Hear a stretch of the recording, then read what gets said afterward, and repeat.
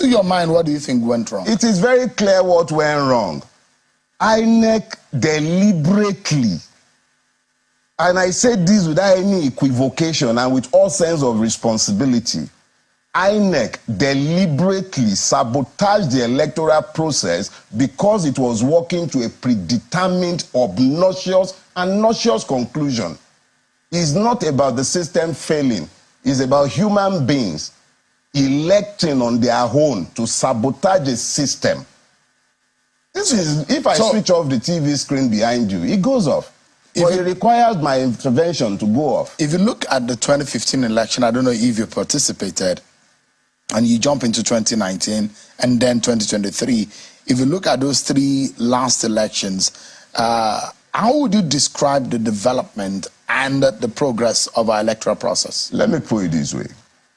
What INEC has done is that it has more or less placed our democracy. I wasn't always convinced as to the truthfulness of that exercise anyway, but what they have done essentially is to remove the place of the citizens, the place of the voters from the electoral process. It simply means that any two-bit person that is assigned to the office of the electoral, the chairman of INEC can do exactly what the resident commissioner in Adamawa did, and unilaterally on his own, following the example of Yakubu, declare anybody he cares to declare and say, go to court. So if you're looking at the 2015 election, the 2019 election, all I can tell you is that the 2023 election is the bottom part of Nigerian electoral malfeasance. Everything that was ever wrong in elections came to the fore in 2023, essentially because Yakubu lost his sense of shame. So when you are personalizing it...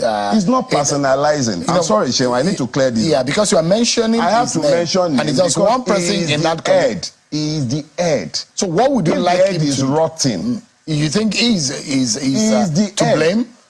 What blame is an institutional blame. Okay. The blame is for the entire institution. I dealt with INEC in Lagos on behalf of the Obi campaign. It was my brief to pick up the election material for the petition.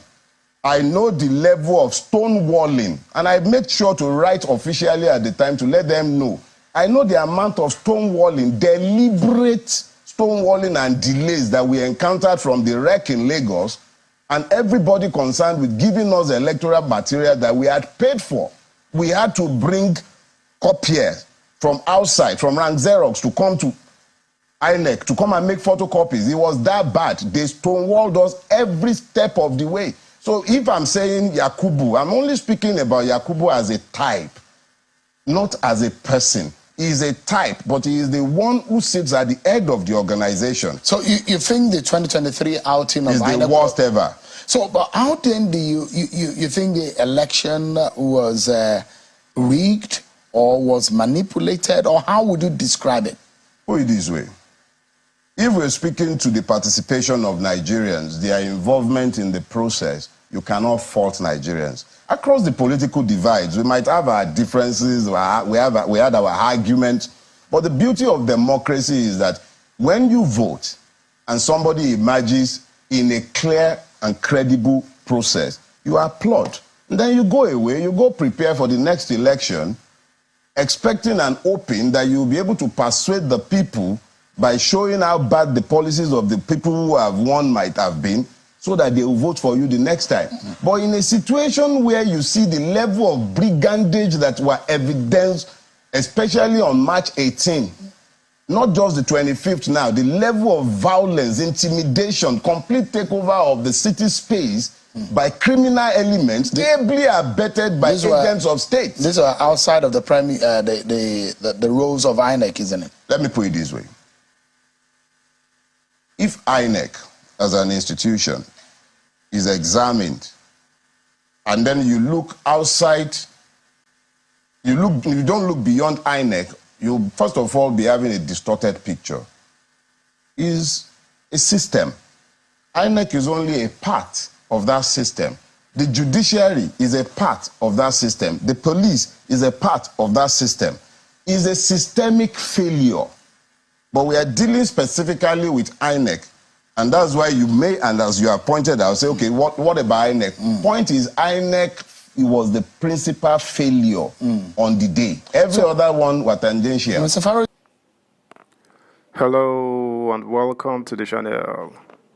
Dele Farotimi, former spokesperson of Labour Party, laying seriously into INEC and the scam they served Nigeria called election. This matter, anyways. Toshukwu Ezeoke, Chief Executive Officer of Genje Media, says the Independent National Electoral Commission INEC has not adequately explained the failure of the result viewing portal IREV during the presidential election. Ezeoke spoke while being interviewed on 19 Minutes Africa, an online program hosted by Rudolph Okonkwo. On February 25th, INEC was unable to instantly upload the results of the presidential election, but the figures from the Senate and House of Representatives polls were instantly uploaded on the IREV portal. All three elections were held on the same day. INEC had blamed a system glitch for the challenges encountered during the upload of results. Reacting to the development, Ezeoke questioned why INEC insisted on the deployment of IREV if political parties are expected to rely on copies of results from polling unit agents.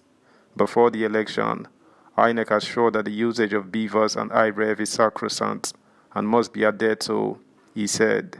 It is sad that the same INEC is now questioning the importance of the IREV. The question I will then ask is, don't we know that we had agents before we talked about electronic transmission? What INEC has not been able to satisfactorily explain to us until now is how come 3 elections were conducted in one day, and the results from 2 of them were successfully uploaded to the IREV, but the result of the 3rd couldn't be uploaded.